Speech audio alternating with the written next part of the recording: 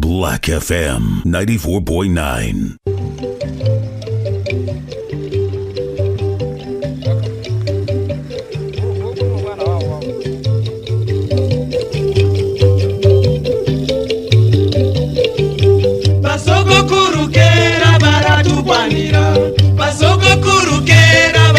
Isi n'ivyayiranze.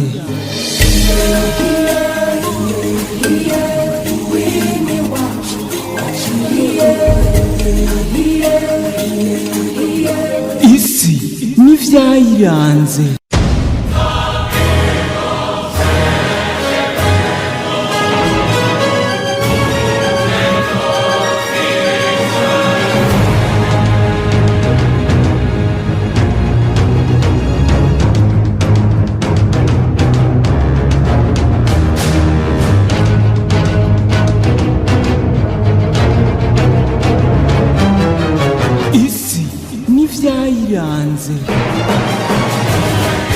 Insolite. Muri iyi si hari ibintu koko bisa n'ibitangaza benshi bivanye nuko babifashe n'abanyene kubikora ubwabo bikaba ari nkaho bikuyemo ubwenge, ariko uko bikora kwavyo bigakomeza gutangaza benshi muri iyi si yacu. Hano hamwe mu hantu hadashobora gukekwa ibisa n'amayobera atangaje burya ngo harimo n'ijambo ry'Imana n'abakozi bayo, kuko ngo ivyabo n'ubundi biba ari bitangaza bidakwiye kwibaza ko cane, kuko nyene bisaba ko muhaje mamuka kugira bitahure. Ahariko nubwo biruko yamara ngo hari ivyo ntamwa z'Imana mu ntama zayo bakora bigatuma twibaza bitandukanye, ari nayo impamvu benshi bakomeza gukembanga ukuri k'ubutumwa bwiza ariko baratanga. Hano kuva kuri pastor yisongeshe ngo yigane Yesu Kristo bikarangira agarukiye mu bitaro bimutaye kuwa amazi. Aguca kuri mwene data mama pastor yavuze ko yagiye mu ijuru gutemberayo akavayo yirikwa ngo ni kubera ko intumwa Petero yashatse kumufata ku nguvu. Nimba koko uyu nawe bundi ategeka abakristo b'abagore kuza mu ngoro y'Imana batamba uduhuzu tw'imbere ngo bikunde Imana yinjire neza muri bo. Koko nimba uyu we yategetse abakristo biwe ngo baje kurisha buheni ivyatsi biri ku mbuga y'urushengero kugira ngo nyene bitware nk'intama zirusha ubwasi nabo bakavyahuka ngo yahiri. Niki wumva cigitangaza gisa naho kwebeye umaze kumva kubemera Imana bamwe kuri uyu mugabane wacu? Koko ibi bintu vyarabaye. Ndaguha ikaze mu isi y'amayobera n'ibitangaza. Ndaguha ikaze kuri Radio Black FM 94.9.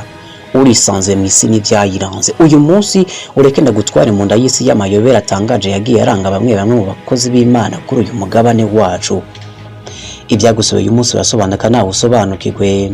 Ivyakudidana ivyo biradadanuka bishira amadidane. Jomba nk'ibisanzwe ijwi ni Ngabenda Celestin Nuci.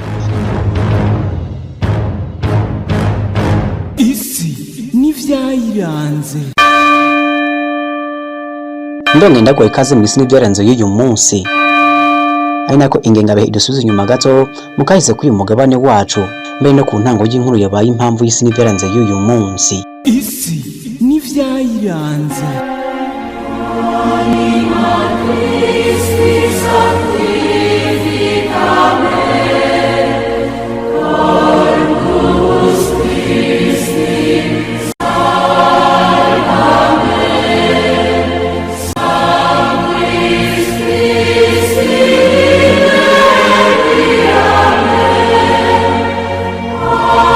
Amateka burya avuga ko umugabane wacu wamubwira imico itandukanye wisangije, mbere mu migirwa n'imigenzo yabo ko babikora ngo vyarerekana ko bari basonze bazi Imana imbere y'umuzo w'abakoroni.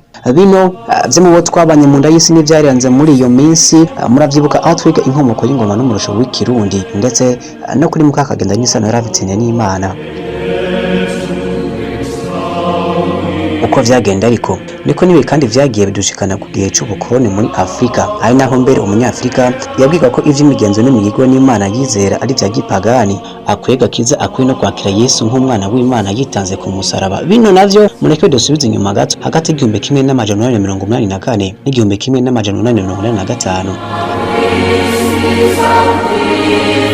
Hano turi mu muji wa Berlin, neza na neza mu Budagi. Aha nibwo ibihugu vy'Uburayi bitandukanye birimo Ubufaransa, Ubwongereza, Ubudagi, Ububirigi Portugal ndetse n'abandi barimo Amerika bariko biga uburyo bugabangana Afrika bakayikoloniza maze bashyira ikatse ya Afrika ku meza ubundi baca ku mipaka yacu maze umwe mu magace agomba kugenzura navyo bibata munyafrika n'umwe barenze kugisha inama ibi hari mu cesa conference de Berlin cenza kubwira mu vyegeranyo bizokurikira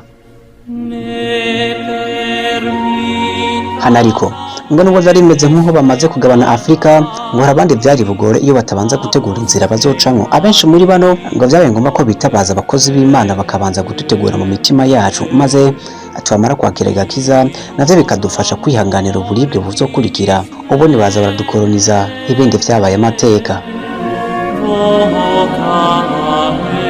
Uyu ni umwami Paul wa kabiri w'Ububirigi imbere y'ishingiro ry'abamissionnaire imbere yuko abarungika muri Afrika. Révérend père, pasteur et chers compatriotes, soyez les bienvenus dans notre grande patrie du Congo belge. La tâche qui vous est confiée de remplir est très délicate et demande beaucoup de tact. Prêtres et pasteurs, vous venez certes pour évangéliser, mais cette évangélisation s'inspire de notre grand principe, avant tout, les intérêts de la métropole. Le but essentiel de votre mission n'est point d'apprendre aux Noirs à connaître Dieu. Ils le connaissent déjà depuis leurs ancêtres. Évangélisez les Noirs jusqu'à la moelle des os afin qu'ils ne se révoltent jamais contre les injustices que vous leur ferez subir. Faites-leur réciter chaque jour « Heureux ceux qui pleurent car le royaume des cieux leur appartient ». Isi n'ivyayiranze. Aba koko Imana barayituzaniye benshi muri mwe mwakira gakiza mbe nubwo abenshi basuye nyuma y'ubukoroni ntibigeze badusiga nk'imfuvyi kuko badusigiye abakozi b'Imana muri bene wacu ngo bakomeze batumurikire mu nzira igana mu ijuru. Isi n'ivyayiranze.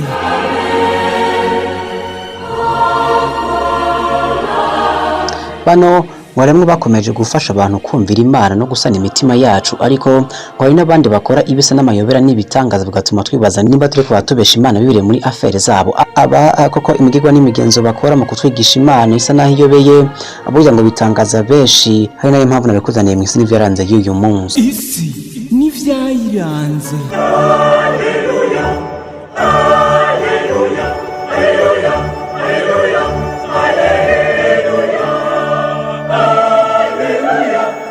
Hano mureke duhere gato hakurya muri Tanzania ibitangaza byacu tubihere kuri mama pasiteri waho.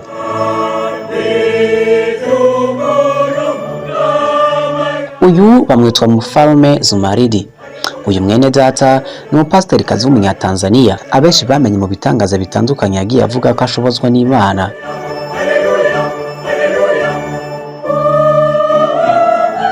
Kwa mazi misa tumenyamakuru bitandukanye ngo cyamubaye ko gitangaje catumye ndamuzana mu nda y'isi n'ivyaranze y'uyu munsi.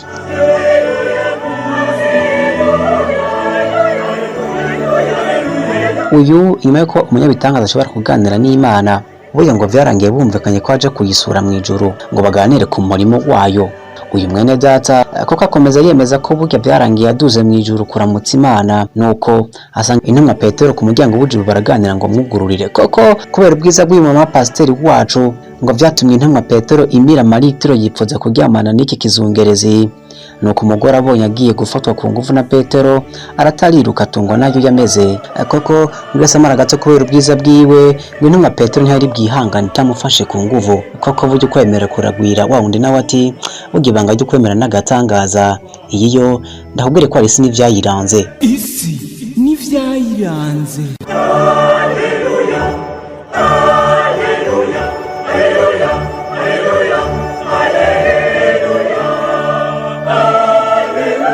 Nyuma yo kuva kwa mama pasiteri mureke tuvuge kuri uyu mwene data nawe. Aha nk'ibisanzwe turi hagati Nairobi muri Kenya ho hakurya. Isi n'ivyayiranze.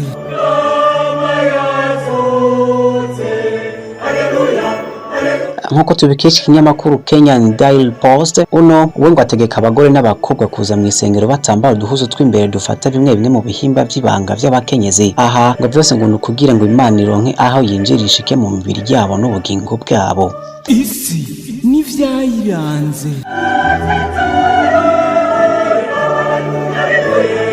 nkuko Kenyan Daily Post kibandanya, Reverend Johi wabona urusengero guhamagara abagore n'abigeme kwirekura bakibohora imibiri yabo kugira ngo nyine impwemu yera ngo ashobore kwinjira mu bugingo bwabo nabo ngo bakire Yesu Kristo, maze navyo bikaba bitoshoboka iyo bambaye uduhuzu tw'imbere tuma tubafata tukazibira inzira y'Imana. Hano nyuma yo guca muri Tanzania tukagatsira i Nairobi muri Kenya, mureke tumanuke i Johannesburg muri Afrika y'Epfo. Isi n'ivyayiranze. Hano kubasanze mwemera Yesu Kristo nk'umwami n'umukiza, vyanka vyakunda urupfu n'umuzuko vyiwe vyabaye ngo bibe ikimenyetso ko namwe muzozuka. Nivyo koko Pastor Siva Mudri wa The Miracle Central Church i Johannesburg we yaravyiza yagera kure. Uyu mukozi w'Imana ngo kubera kugira kwizera cane kwiwe ko naho yopfa yoshobora kuzuka, ngo burya navyo ngo vyatuma umuryango we wizera kumurusha. Isi n'ivyayiranze.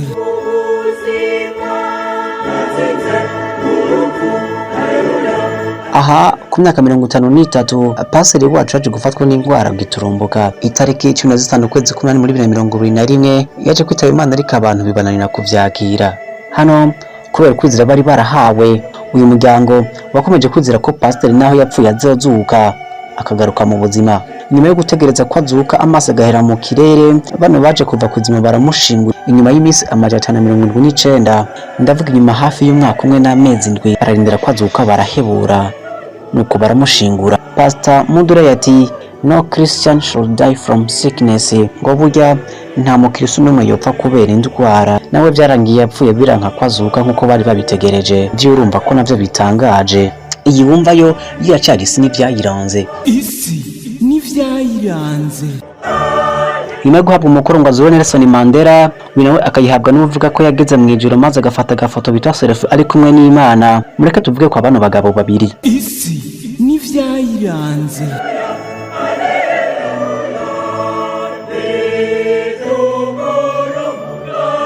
Nyuma yo kuvuga ko yazuye abantu, Pastor Alfred Kawu yaje kwibasirwa na mugenzi we amwagiriza ko ivyo akora vyo kuzura abantu ari ibinyoma gusa. Uyu kugira ngo bamugeze, Pastor Mutsunenge basanze badacana uwaka yamusabye ko yoje kuzura Nelson Mandela yaramaze kwitaba Imana ariko biramunanira. Isi n'ivyayiranze.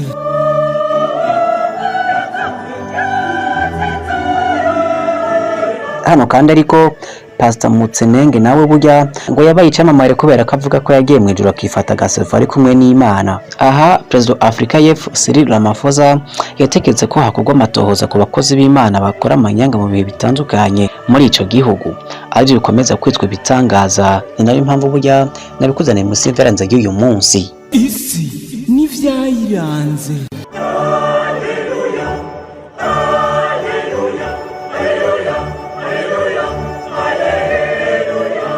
Hano nyuma yo guca kuno yiganye Yesu ngo yisandoce imisi 40 bikarangira atarenze kwa 25 agiye mu bitaro. Ngo abandi bakomeje kuri byatumye benshi bakomeza kwibaza ko byinshi bitandukanye. Isi n'ivyayiranze. Ngo kubera kwemera kwabo ngo hari umwe yasabye abakristo kurya inzoka atabwoba, kuko ngo ufise ukwizera atana kimwe cyo munanira gufungura. Koko nabo baravyizera bafungura inzoka naje komeza kubi bitangaza. Isi n'ivyayiranze. Inyuma y'uyu nawe unowe ngo ategetse abakristo kwigenza nk'intama nawe akaba umwungere wazo. Pastor wacu ategeka abana bakristo ngo buname hasi nk'intama barishe ivyatsi byari imbere y'urusengero, nabo kubera kwemera kwabo barabikora barabirisha nk'intama. Kwemera kwabo nako gukomeza kubi bitangaza. Isi n'ivyayiranze. Uyu nawe nyuma yuko arahiye kari katanga ubutumwa atapfanyuje kirato hasi kugira ngo bako bakristo bitanga bagatega imigongo karengana, ubone ubutumwa bugatangwa mise kandi irangi adahonyuje kirato hasi. Uyu we yubaho cyane nawe ndi gitangaza. Isi n'ivyayiranze. Kimwe n'uyu nawe uburyo ngo waraza hinzira yo mu ijuru iri, bisaba ko abakristo bazana amafaranga akabamadika duga mu ijuru, nubwo nawe byarangiye bamufashe bakamupfunga. Abano koko ibyaranze gutanga ubutumwa kwa bono bene data byakomeje kuba amayobera n'ibitangaza, abibare nayo mpamvu nabazana imisi vyanze y'uyu munsi. Isi n'ivyayiranze.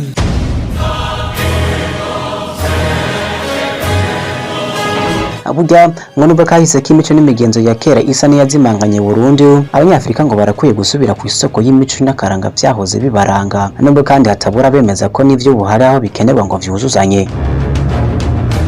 nubwo biruka ariko ku ruhande rw'iyobokamana burya ngo hari bisa n'ibitangaza bituma tuguma tuvyibaza ko bitandukanye.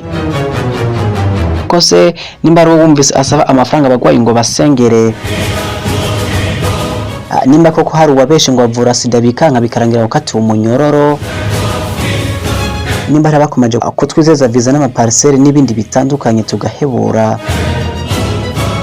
nimba hariyo n'abakomeza kuvuga ko bakiriza abantu mu nsengero zabo gusa bikanka bazi ko boja kubasengera mu bitaro n'ibindi bitandukanye.